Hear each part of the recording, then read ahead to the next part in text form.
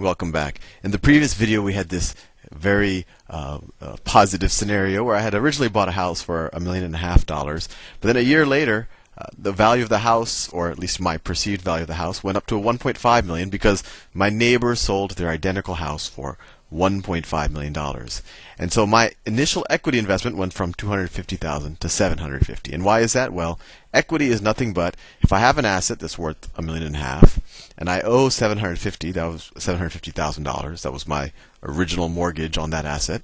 Then what I'm left with is the equity. So my equity just tripled. It went from 250,000 to 750,000. In this video, what I'm going to do is I'm going to show you, well, what can you do with that equity? I mean, it's not cash. It's kind of like this make-believe amount of wealth that you have. You just feel richer. And I'll show you that you can actually turn it into cash using something called a home equity loan. And I'd argue that this is actually what drove our economy from about 2002 to probably still to this day, although I think we're in a recession now. In fact, I'm about 100% sure we are, but definitely until about 2006. So what's a home equity loan? Well, I go to the bank and I say, "Wow, bank, I have all this. I have the 750,000 of equity. I wish, I'm rich, but I don't have it in cash. I want to, do something with the equity. I would like to live like a rich person." And well, the bank says, "Sal, you're right. Our only requirement is that you have $250,000. Our only requirement is that you have 25% equity in your house." Right? Because they want a cushion in case you can't pay and they get the house back and they have to foreclose and auction off the house, etc., etc. So they said, well, so we're willing to loan you up to 75% of the value of your house. So what's 75% of the value of my house? So let's see, 1.5 times 75%. Let's see, it'll be 750,000 plus half of 750,000. It'll be 1.0 750. I think 1.075 million. I did that in my head. It could be wrong, but it's roughly the right number. So the bank says, you know what? We're willing to lend you up to 75% of the value of your asset. And it's of course going to be guaranteed by this asset. So far, we lent you 750,000. So you have, let's see how much you have more that you can borrow from us. Minus, we're talking in millions, so it's 0.7075. So that's what, 300, that's 250 plus 75, so up to 325,000 more that you could borrow. And what is this? Where am I taking this money out of? Well, I'm essentially taking this money out of the equity of my house. And how does that make sense? Well, what's going to happen? Well, I still have a 1.5 million. Let's say I take this loan. Let's say I say, bank, great. I want $325,000 of cash. I want it right now. So what happens? Let me draw another series of another balance sheet. I've stopped using the word balance sheet, even though that was the original purpose of this whole discussion. Draw it a little bit bigger. And remember, liabilities plus equities are equal to assets. I always, whenever I draw anyway. So what are my assets now? So now I have a $1.5 million house. And I also got $325,000 cash from the bank. So we could call that, let's say 325K cash. Got it from the bank. Now what are my liabilities? Well, I have the original mortgage on my house. The original mortgage is $750,000. This is liabilities on this side. Well, not the whole side. We're going to have equity down here. So just this is liability, $750,000. And then I took a new loan to get this $325,000 of cash. So I have a new loan here. About that amount. 325. And this was a home equity loan. I took a loan against the equity that I have in my house. This was the equity in my house. So what's the leftover equity? So let me just make everything clear. These are the liabilities. These are assets. And equity is what you have left over. So what are my assets?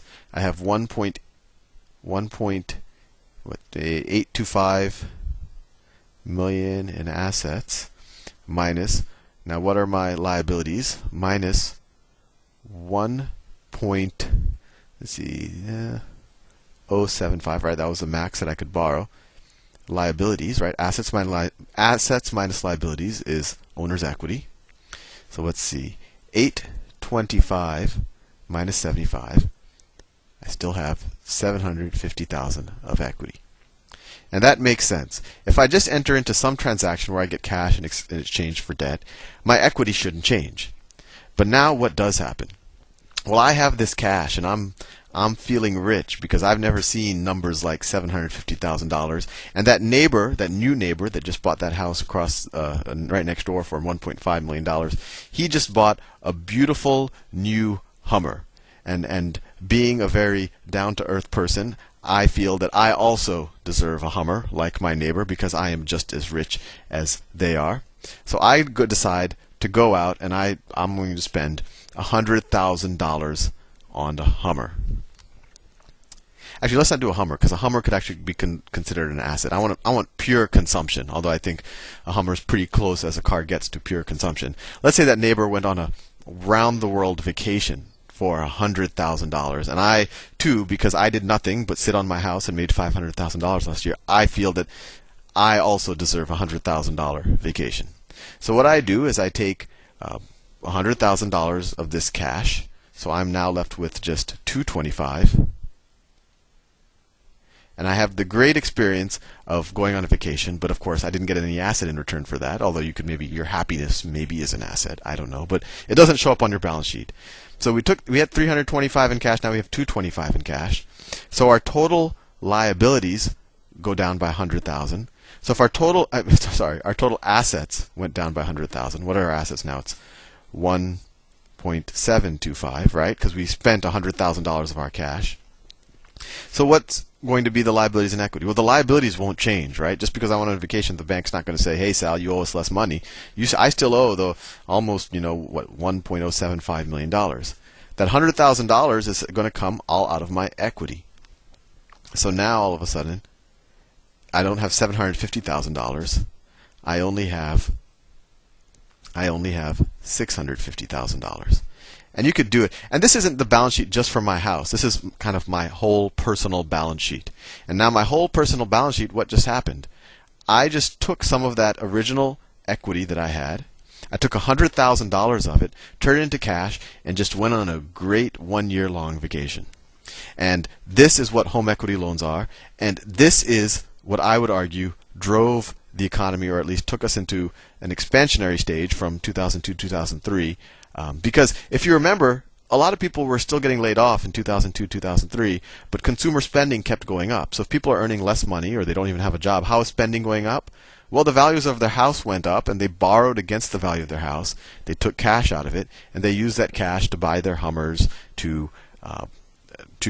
go on vacation, to buy fancy clothes or whatever, and that drove the economy. And in the next video, I'll actually talk about maybe why those housing prices go up, or why they went up in particular during this housing boom, this one that we're definitely in the process of getting out of. See you in the next video.